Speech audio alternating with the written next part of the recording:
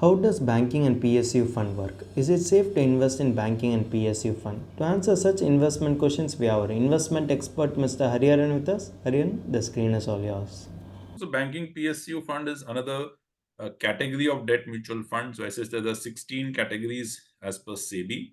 So what happens in a BPSU fund is the fund manager is mandated that 80% of the money has to be invested in securities which are issued by banks and by PSU companies. When I say PSU company, corporates, and therefore corporate PSU, corporate bonds, corporate debentures, and banking securities like certificate of deposit. So this is where it is mandated they are supposed to invest out of 100 rupees at least 80 rupees in these kind of instruments.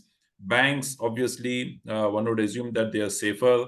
PSU, by virtue of the fact that it is backed by the government, also the papers are considered to be safe, and therefore this investment is a again a very clean, high quality paper kind of investment, really good for investors who typically do fixed deposit kind of investments. Time horizon should be again minimum 1 to 3 years. Thanks for your detailed answer.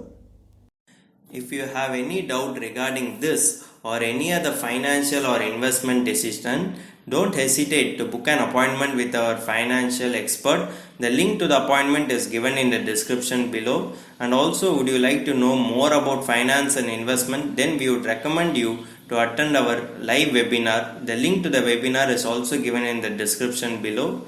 The webinar is absolutely free. If you like this video, hit like, and if you are new to our channel, please do subscribe.